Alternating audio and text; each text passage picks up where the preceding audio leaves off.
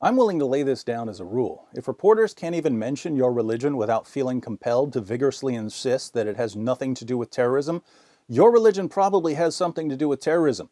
I don't think I've ever heard the words, Hinduism is a religion of peace, but I apparently need to be reminded on an hourly basis that Islam is a religion of peace. These hourly reminders make the mainstream media seem like the world's most predictable cuckoo clock, in more ways than one. The irony is that by having to constantly assure us that Islam is no different from other religions, our news networks are indirectly and faint-heartedly acknowledging that Islam is very, very different from other religions. But prepare to have your minds blown by the soothing winds of monotony as CNN pinky swears, yet again, that Islam has nothing to do with terrorism. Here's Brooke Baldwin interviewing Christopher Dickey, foreign editor of the Daily Beast, about Muslims traveling to the Middle East to wage jihad. We were just talking, as you were watching the piece, these young men saying they're converting to Islam, they want to wage this war, and you were almost rolling your eyes. Well, I was rolling my eyes. Look, all this stuff about the Quran and about Islam from those kinds of guys, it's crap. Well, there you have it, ladies and gentlemen. Christopher Dickey wipes away 14 centuries of jihad with a CNN double whammy, the eye roll and it's crap. It's crap. Say what? It's crap. Come again? It's crap. Huh? It's crap. Huh? It's crap. 7 years ago, it's crap. The noble Brutus hath told you, it's crap. Moreover, it's crap. And furthermore, it's crap. Eloquence, thy name is Christopher Dickey. Too bad Mr. Dickey's eye roll wasn't there to save all those journalists from getting their heads chopped off or all those Yazidi girls from being raped dozens of times a day. But if CNN's new eye roll campaign is half as effective against ISIS as the Bring Back Our Girls hashtag campaign was against Boko Haram, nothing will change and we'll all forget about it in a few weeks. Until then, people like Christopher Dickey can feel like they're making a difference by rolling their eyes at jihadists. It's like waterboarding, but without the slightest possibility of accomplishing anything. Maybe the military can invent a gun that shoots eye rolls, at least until the Obama administration comes out with its job ray. And just when ISIS is reeling from a barrage of eye rolls, Mr. Dickey can blast them with, it's crap. Let's see what other golden arrows Mr. Dickey has in his quiver of persuasion. What they're talking about is, I want to be famous. They want fame?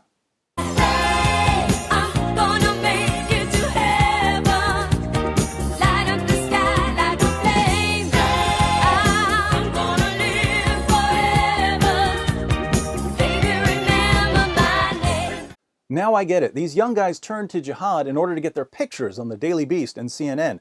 So the real cause of jihad, according to the Daily Beast and CNN, is the Daily Beast and CNN giving jihadists the fame they crave. I'm not quite sure how to criticize a guy who throws himself under the bus, but I'll start with this. While you can get famous by becoming a suicide bomber, you won't be able to enjoy it very much. So why not just sign up for American Idol or make a video of yourself eating Mentos and chugging a bottle of Diet Coke, or deny reality so often that you get a job as a CNN anchor or as foreign editor of the Daily Beast. You don't need to wage jihad to become famous. And even if you decide to seek fame by killing people, you don't need to join a terrorist group. You can just start shooting people. You'll get famous. So why jihad? Apart from that, aren't there people in all religions who want to be famous? Why is there only one religion where the preferred method of winning fame is blowing yourself up or chopping off heads? If it has nothing to do with religion, why is it far more common among adherents of this one religion? Back to Mr. Dickey for the answer.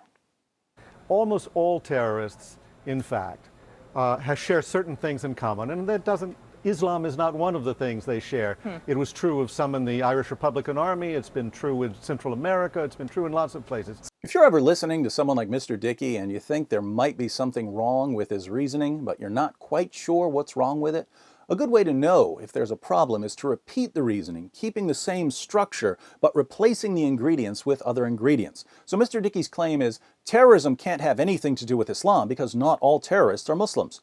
Keep the structure, change the ingredients. Nazis killing Jews can't have anything to do with Nazi ideology because other people have killed Jews too. Car accidents can't have anything to do with drunk driving because car accidents can be caused by other things too. Lung cancer can't have anything to do with smoking because other things can lead to lung cancer.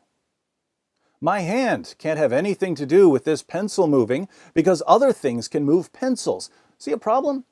Yes, there are multiple things that can cause pencils to move and cause lung cancer and cause car accidents and cause violence against Jews and cause terrorism. But among the things that cause them are my hand, smoking, drunk driving, Nazi ideology, and Islam, respectively. Mr. Dickey's logic here is so atrocious that if it were used in defense of anything else, say drunk driving, he'd be laughed off the network, even a network as gullible and witless as CNN. But since the topic is Islam, everyone starts playing a sick game of keep away with their own reasoning ability, ultimately leaving us with the silliest explanation of terrorism since the last time CNN tried to explain terrorism. Here are the 3 shared features of jihadists, according to Mr. Dickey. So what do What they are share? those things?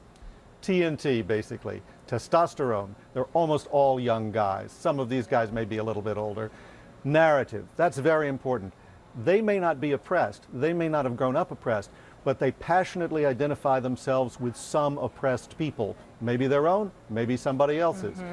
And finally, theater. They want to project themselves on the world stage. They want this fame. They want this fame. They want to carry out spectacular acts, whether it's 9/11 or the beheading of an American journalist. That's an excellent explanation, unless you like to think. If you like to think, you might point out that Mr. Dickey just said that Islam can't have anything to do with terrorism because not all terrorists are Muslims. But then he turns right around and says that testosterone has something to do with terrorism, even though not all terrorists are men. Samantha Luthwaite, aka the White Widow, and Colleen LaRose, aka Jihad Jane, and the 60 British women and girls who've joined ISIS, these ladies got 99 problems, but testosterone ain't one. So why do they support terrorism? Mr. Dickey doesn't say.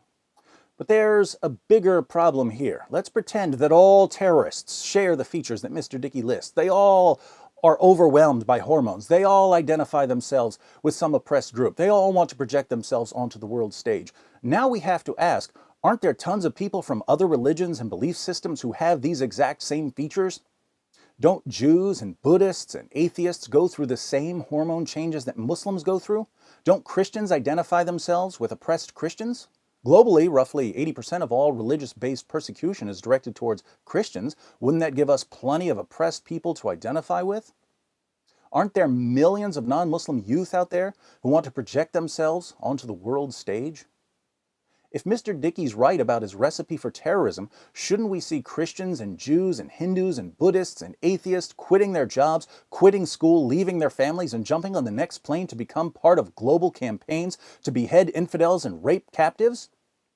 That's what we should see if Mr. Dickey has any clue what he's talking about, but that's not what we see. We see adherents of one particular religion reacting very differently to the 3 features Mr. Dickey describes. And until he explains why the Muslim reaction is so different, he hasn't explained why Muslims are traveling to the Middle East to wage jihad. But that's precisely what he's supposed to be explaining in this interview. Thanks for wasting our time yet again, CNN. I guess all we can do now is salute Mr. Dickey and CNN with this masterpiece.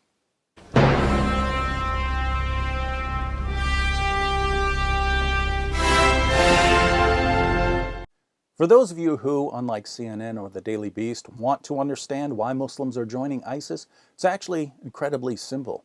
Just click on this short video, which breaks everything down with mathematical precision.